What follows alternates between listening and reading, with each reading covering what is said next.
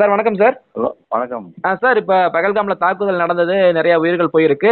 அங்க நீங்க தாக்குதல் நடக்கிறதுக்கு முத நாள் வரைக்கும் நீங்க அங்க தான் இருந்திருக்கீங்க. அதுக்கப்புறம் தான் கிளம்பி ஊருக்கு வந்திருக்கீங்க. தாக்குதல் நடக்கிறது ஊருக்கு இல்லை, ஸ்ரீநகருக்கு வந்துட்டோம். ஸ்ரீநகர் வந்துட்டீங்க. ஓகே. ஸ்ரீநகர் வந்துட்டீங்க.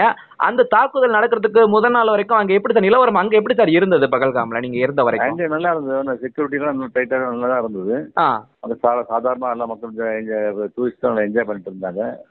அங்கே இருக்கிற மக்கள்லாம் ரொம்ப கடைக்காரலாம் நல்லா நல்லா ஒத்துழைப்பு கொடுத்து நல்லா நல்லா இருக்கு, எந்த பிரச்சனையும் கிடையாது. ஆனா நீங்க சொல்றீங்க செக்யூரிட்டி டைட்டா தான் இருந்ததுன்னு சொன்னீங்க. ஆனா மிலிட்டரி யாருமே இங்க இல்ல, பாதுகாப்புல இல்லன்னு சொல்லிட்டு சார் தகவல்கள் சொல்றாங்களே சார். எந்த அளவுக்கு சார் உண்மை அது? நாங்கள் போன இடம்லாம் மிலிட்ரி இப்போ மரத்தோட ஒட்டி நின்றுங்க. மரத்தோட மரமாக ஒட்டிட்டு இருந்தாங்க. மரத்தோட மரம் தெரியல, அவன் தெரியல, அது மாதிரி ஒட்டிட்டு இருந்தாங்க மக்கள், இந்த கமாண்டோஸ். Okay sir. ஓகே. நாங்கள் வந்து கும்பலாக போடும்போது 20 கமாண்டோஸ் எங்களை சூழ்ந்தாங்க. ஆ திடீர்னு வந்து என்ன பண்றீங்க, ஏன் கும்பல் கூப்பிடுறீங்கன்ட்டு என்ன ஆச்சு ஓடி வந்துட்டாங்க எங்க பார்த்து. சாப்பாடு கொஞ்சம் சாப்பிட்டுருந்தோம். அந்த சமயம் பார்த்து அங்கே எல்லாம் வந்துட்டு என்ன பண்றீங்க கும்பல் என்ன ஆச்சு, பிரச்சனை எதாவது பிரச்சனையா? இல்லைங்க சார், கொஞ்சம் சாப்பிடுறோம் வந்து சாப்பிட்டு இடத்துக்கு கிளம்புங்க அப்படின்னு எங்களை வந்து இன்ஸ்ட்ரக்ஷன் கொடுத்து அனுப்பிச்சாங்க. ஓ ஆ அந்த அளவுக்கு டைட் செக்யூரிட்டி இருந்தது.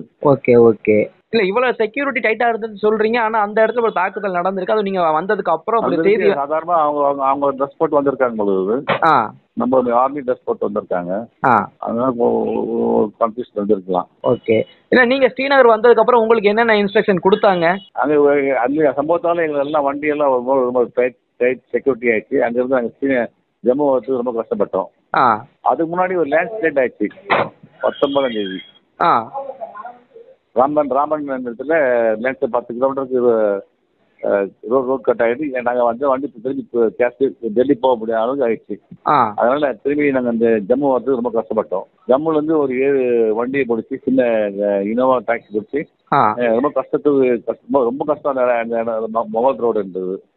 Okay okay. அந்த வழியா இந்த சம்பவத்தால ஒரு டிராபிக் செக்யூரிட்டி டைட்னஸ், அதனால ஜம்முக்கு லேட்டாக வந்து சேர்ந்தோம்.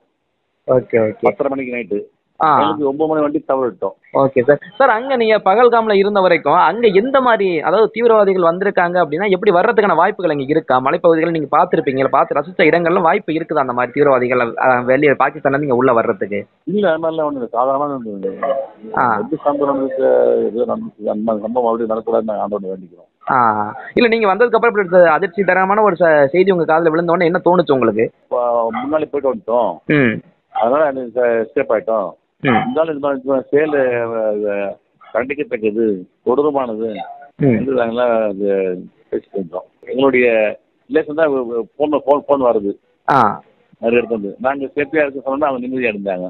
Okay okay sir. நிறைய வீட்டுல இருந்து தான் ஃபோன் வந்துச்சு, சென்னையிலேருந்து.